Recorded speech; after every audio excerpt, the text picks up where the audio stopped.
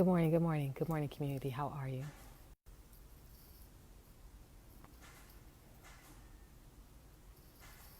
How are you? I'm sorry, I was trying to get here around 9:15 so my East Coast crew could get in town and get to the place where they could see us and we could chat.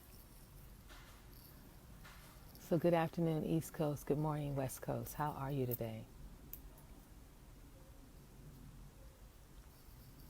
Ah, so take that breath. Take that breath. Take that breath for a number of reasons at this point. Take the breath because we're in the midst of a pandemic that impacts our breathing.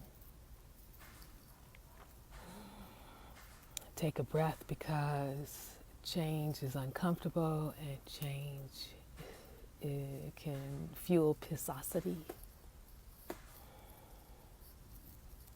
Take a breath because God's given you a breath this day. And we want to honor that and be in gratitude for it.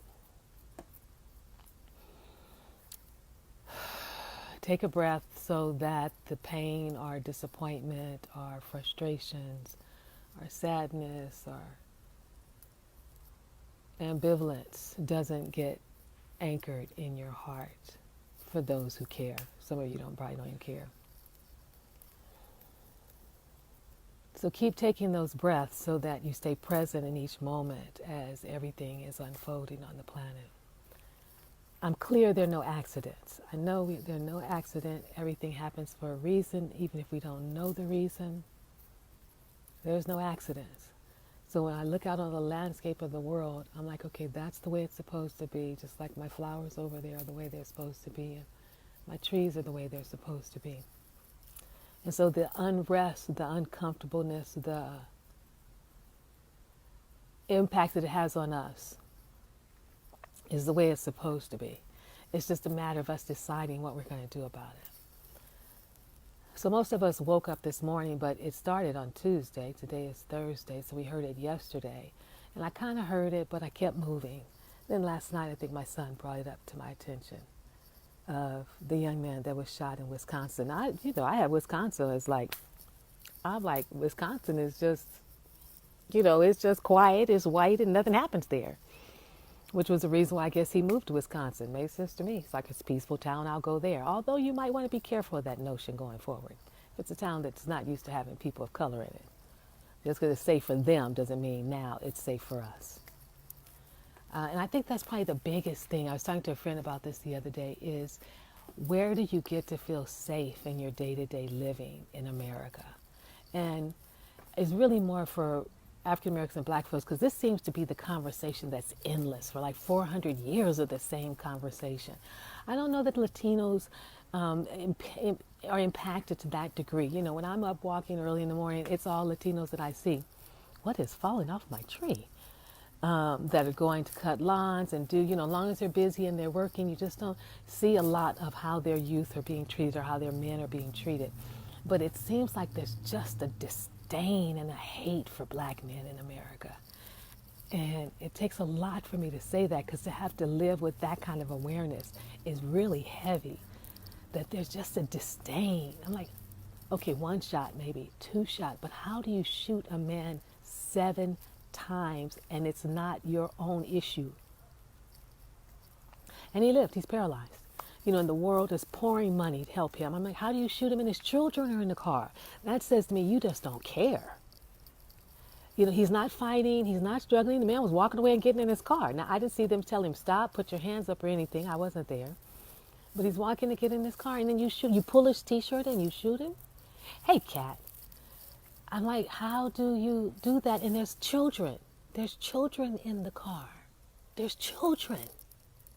We are willing to go through this. We are, all of us right now here on the planet. That's why we're here. We're willing to go through this to create the possibility of a different America that we're going to hand off to the future. That's the reason. That's why we're here. Because otherwise we don't have to be here. I could be on another planet, or I could be a cat or a tree or in another lifetime. So I have to figure we're here because we're the ones who signed up and said we'd walk this journey to create a new America. And it hurts. And yes, it's going to keep hurting. And it will continue to be black folks and black men because that's where the issue is. That's where the hate is. That's where the anger is. But more importantly, beside the hate and everything, you know what it is? This is what it is. It's fear. It's just fear. And I don't know why. It's like, what is the fear that you have over black men? What do you honestly think they're going to do? You've ripped them and robbed them of everything there is, their families, their children, their rights. What is the fear? What is it? Everybody knows the truth. Everybody knows America was colonizers. We know you snatched people from other countries. We know you raped and murdered. So what's the fear? That we're going to rise up and take over? Well, you have pushed us down so far that I don't know that will ever happen. But we're here with the possibility. We've got this possibility of what it could be like when we pass this over to the next generation. And they're sitting there watching us. They're watching you. So there's no accidents. He's here. We're going to pour money to him, take care of him. Now we got to take care of him because I'm sure he probably didn't have insurance. Now the kids, what happens with the kids and them going to school and what they need and food and clothes and everything. Because in the midst of it, there's still something wonderful. In the midst of it, I still see protests. I see everyone protesting. It's not just people of color. And that brings us together. So somewhere in there, we are choosing to come together in the midst of it. We cry our tears and we keep on going. But there's just this level of, I don't even know. It's just like hate. It's just like, I mean, when you think of Aubrey was shot in the back, it's just like this hate for black men, this disdain for black men. That comes from what? Black men, black people, period. If you really paid attention, we're some of the meekest people on the planet. If the colonizer had not brought us from Africa, we'd have stayed our little black asses over there where we were. As people talk about the women's booties and the men's organs and all that kind of stuff, we just kept ourselves right over there. So it's like you brought us over here for whatever purposes, long time ago, and we still cannot ease this pain. This pain started almost 500 years ago. What will it take for America to say what? I'm sorry, let's try and even the score and let people go on and live their lives. But no, you're still filling the jails with all the black men. That's why I think it's just like this disdain. There's more than anybody else in the prison system is black men. Who's being shot? Black men. We've been fighting about this for years now. I can't remember all the name of all the young men. The kids with the hoodies. It's black men. So what is it that America has around black men? Because if America could take care of that piece for itself, then America could maybe shift some of its thoughts and ideas so that we could bring this possibility to the planet. A possibility of being together, working together. We're in it together. And more of us are in it together than we know. That's true. Just the fact that I see people out there protesting, I guess it's time for me to start protesting again too. But just the fact that I see people showing up is not just us. We're not just crazy. We're not just crying wolf saying, hey, this is what's happening. This is what they're doing to us. Look at it. Pay attention. Help us. Help us. It's not that anymore. Everybody has got to see what's happening in America. The question now becomes, what do we do about it? And while it's unfolding, while this transformation is happening, because it's not going to end like next month or the following month, it's going to be an ongoing process. As we update conversation, as we update the books in the schoolrooms, as we update, Project 1619, that actually tells the truth. There's so much that America continues to want to push down and ignore, where everybody's discovering the truth. So now let's just deal with it. But, you know, I just can't wrap, and I can't wrap myself. I'd love to hear what the officer has to say. I want to hear his point of view. I want to understand what was it that triggered this? What was it in your laws? What was it that said it's okay for you to shoot a man in the back? I mean, it's white boys that are going into these schools over these years with Columbine and shooting up everybody. It's not black folks. You don't even treat them anywhere near as tough as you treat brothers on the street. So for me, it's just a hate and a disdain for the black man. So now if we accept that, now how do we go forward and protect them, protect each other, and still live on a planet where we want, I don't want it to sound all Pollyanna. Yeah, we want love. We just want equality. If everybody could just have a freaking equal chance. And if we winter must be coming because walnuts must be falling off my tree. If everybody just had an equal shot, and then let us take it. If we take it and fall, fine, it's on us. But let us take the doggone shot. Let us have everything else that everybody else has and then see what we do with it. But you won't give people a chance to have what they have and do what they want to do and create what they want to create. There's so many roadblocks along the way. So now what do we continue to do? Is it even possible? Sometimes I wonder, is it possible? Is our dream too big? Is what we want just too big?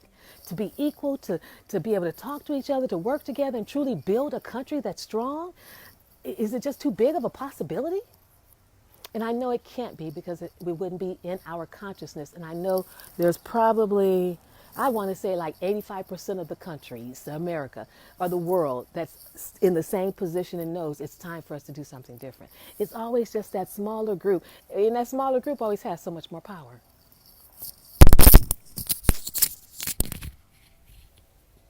So what do? Well, we do all the time. We cry. We try to understand. We tell our children something. We hope we have support. We take a deep breath. We shake it off. People have stiff drinks, I'm sure, of whiskey and whatever, and you keep right on going. Because what else are we going to do? The only thing that's so amazing about this right now is that you'd have to be blind not to see what's going on. And I'm sure there's some people saying, I don't have time to deal with all that. I'm not getting caught up in all that. That's just America and the way America is. But it's just so blatant now. It's just so blatant. So I believe it's still possible. And I believe that after we, shake it off and our heart, because these things hit our hearts and our hearts are open. Our hearts are open. And it doesn't close our hearts. It opens our hearts. And so long as our hearts stay open, the dream is possible. They keep talking about Martin's dream. That's great. I think God had a dream for us before Martin even came. So the dreams are possible long as our hearts. When our hearts close, then we're going to have problems. Long as we shed our tears, long as we can be sad, long as we can be frustrated and shake it off, and then we go on and keep pushing forward. That's all you can do. The dream is possible.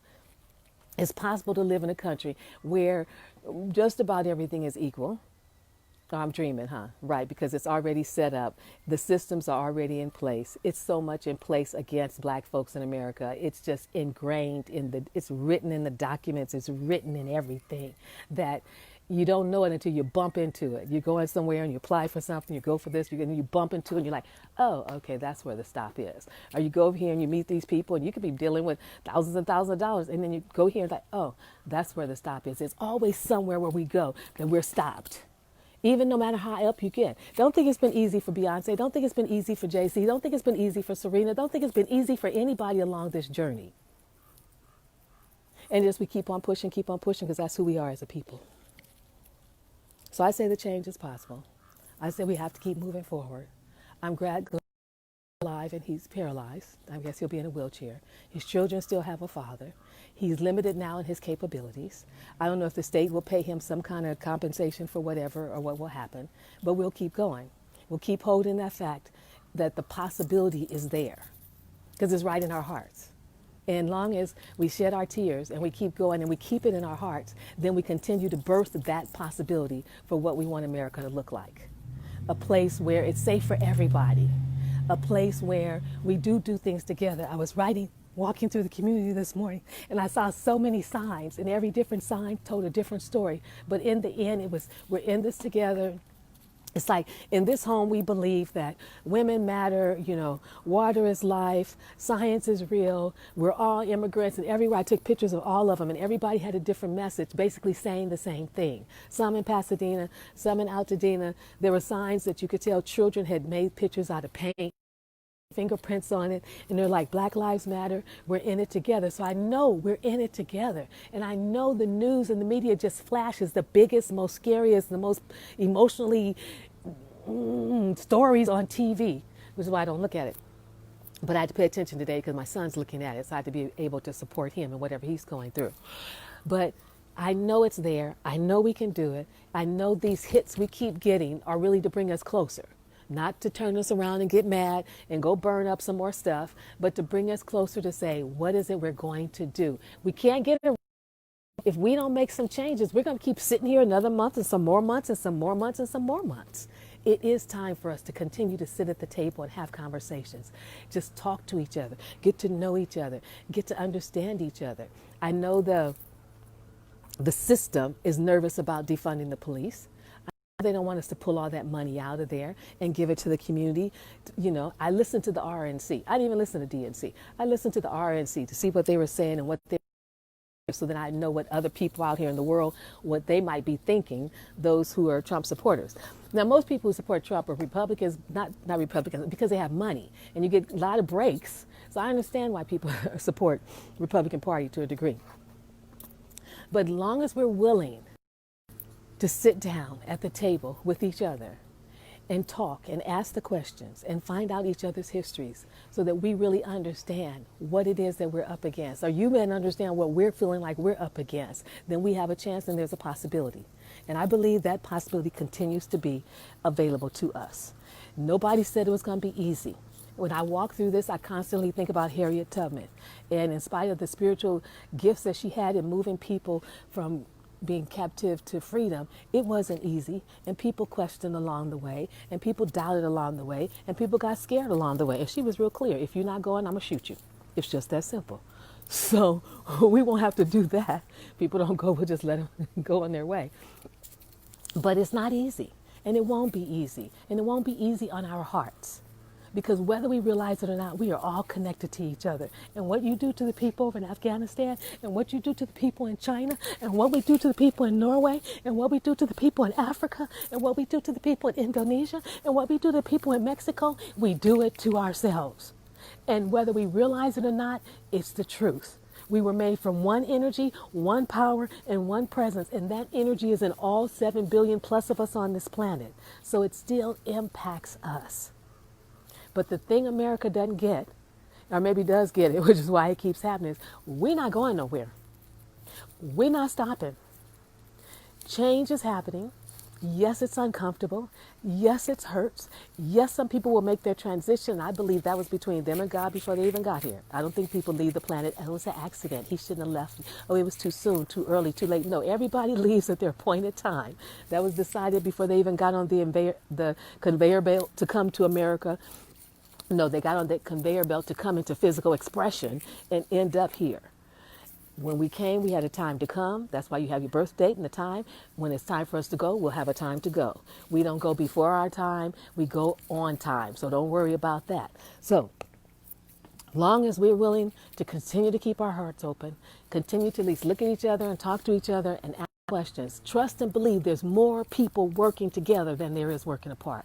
There are more people working together for the possibility of changing this world. This is like a 400-year, 500-year issue.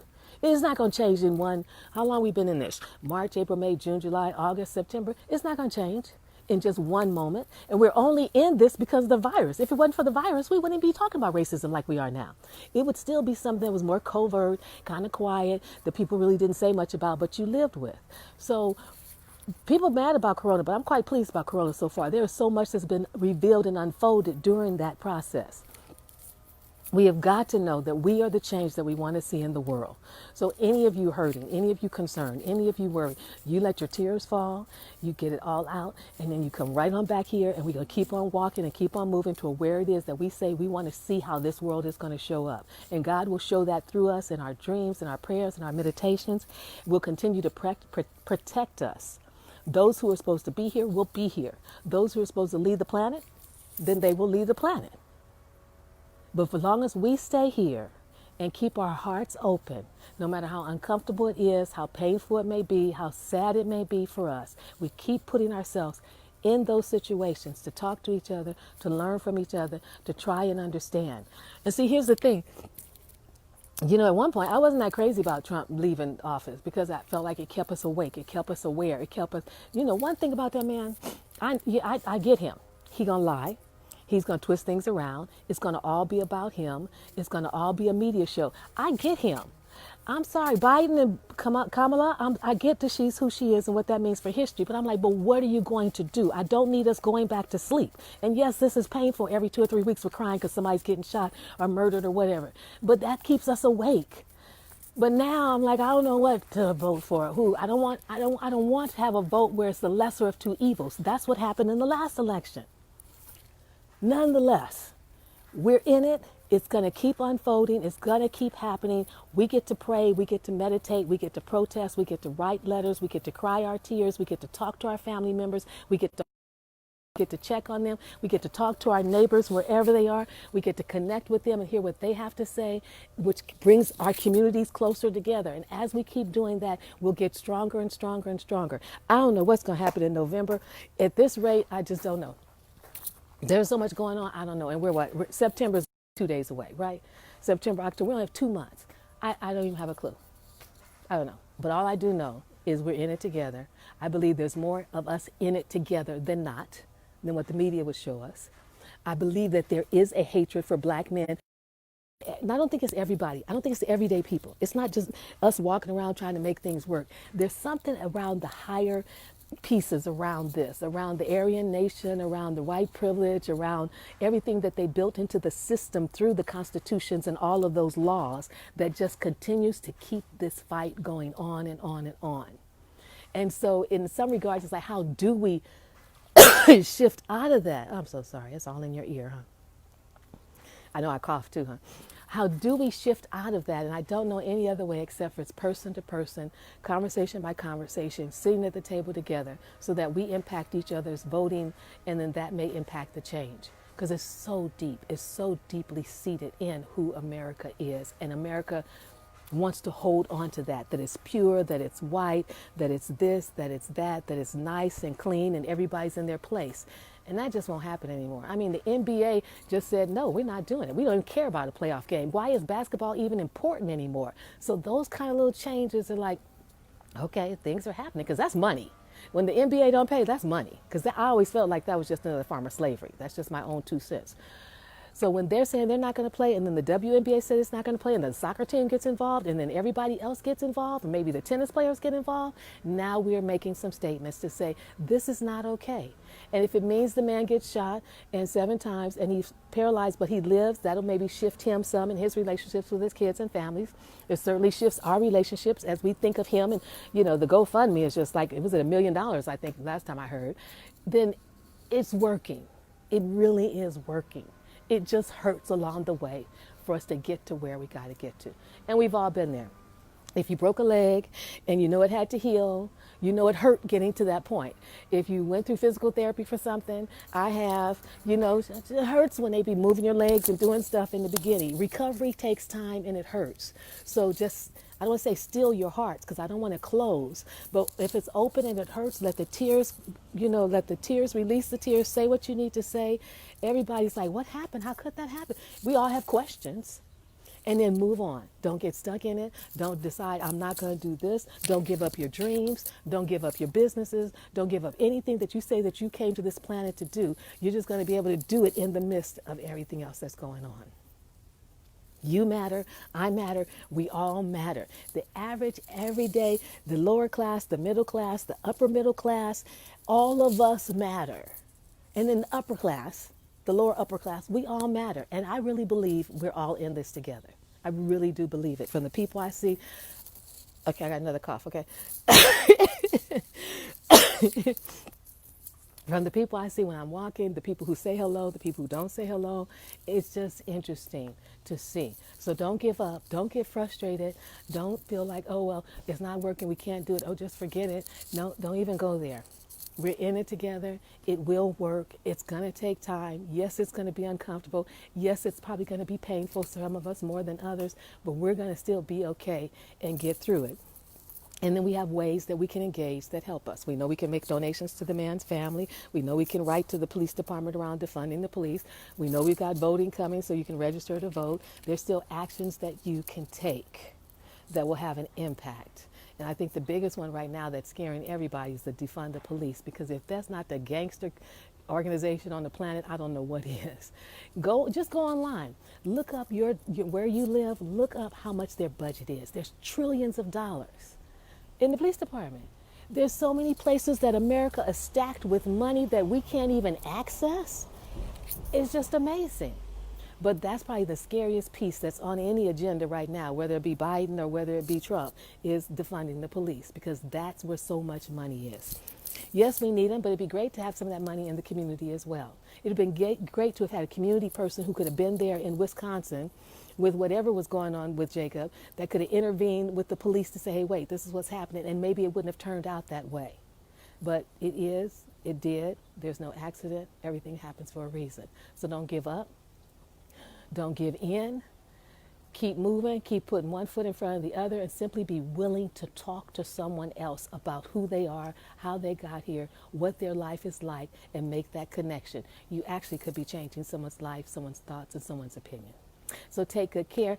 Kat, on a lighter note, girl, that CD you told me to get, I just barely got through series 1 yesterday. I was huffing and puffing. It's all cute too, because you dance, for like, I don't know, you dance for maybe like 10 or 12 minutes and you take a break. Then she takes you to another dance. You just be dancing another 10, 20 minutes, take a break. Then you take another break. I'm like, I am so tired. And when then you got to do the little booty thing. That's another thing. Then she said, okay, this is the one for love. And I guess this is one relaxation. I'm like, I'm out. I'm out. I can't do that one. But I finished it. It said series 1. I'm like, whew, I did series 1. Then I saw series 2 and series 3. I'm like, really? I'm going to do series 1 tomorrow, because I walked like 5 miles today, way more than I planned to. But I got it, dear. Thank you very much. That's what I'm going to use for my cardio, because obviously I'm not getting back in the gym. And when the sadness and the tears and the frustration comes up, that's what I do with it. I exercise, I walk it out, talk it out, and then make a plan. So thank you, my dear. I did get it. I am using it. So between the walking, between my weights, and I'm going to pull my bike out either today or tomorrow, I think I'm good, because we obviously are going to be home until at least January. We are easily going to be home till January. I don't care what Trump says about he's going to get a vaccine faster. I don't know if I trust his vaccine, because he may have gotten it from some other kind of place. I want to trust the vaccine that comes from the FDA or something like that. So this is where we're going to be. So take good care of you. Take good care of your hearts, because change is about your heart. Change is about changing our hearts. And this is how our hearts get changed. Things happen in the media. We see it. It impacts us, and we do something about it. And that will be going on more and more and more and more for all of us. So take good care. Good to see you. Hi, Constance. How are you? Crystal, I was waiting on you. I don't know where you are. I'm trying to get here like 9:15 to catch people at lunchtime on the East Coast, because that's where most people are. Take good care, everyone. I have certainly heard enough. I'm going to turn my TV off for a little while, but I'm waiting for them to do an investigation, which I know will take a minute. I know the gentleman who shot is off on leave, so it'll take a minute. So until then, I guess I can just keep my TV off. Someone will tell me what were the reasons and what did they find and all that stuff along the way. The impact has hit. The impact has hurt. The shift is already happening, because it's in our hearts. Now, the reason that behind it may or may not make a difference, because what would be a reason to shoot any man unarmed for 7 times? There's not too much you can say. So we got enough. Digest it however you need to. Don't spend a lot of time on it and talking to people, because all we can say is, I can't believe that. How did that happen? Write out your sadness if you have to. Talk to God, the sky, the universe about it, your ancestors, the spiritual guides, and let them know your heart's hurt, and then let it go. Give it up to the universe and know that that young man is going to be okay. His kids are going to be okay. We're all going to be okay. And his life was a message for us to take different actions around how we love each other, respond to each other, and take care of each other. Take good care. Have a great day. It is Thursday. Someday, probably like August 26th or 7th or something like that. Keep smiling. Yes, Constance is right. Constance is right. Change is possible, and we're going to hold on to the possibilities of an incredible America that we pass down as a legacy to that next generation. Bye for now.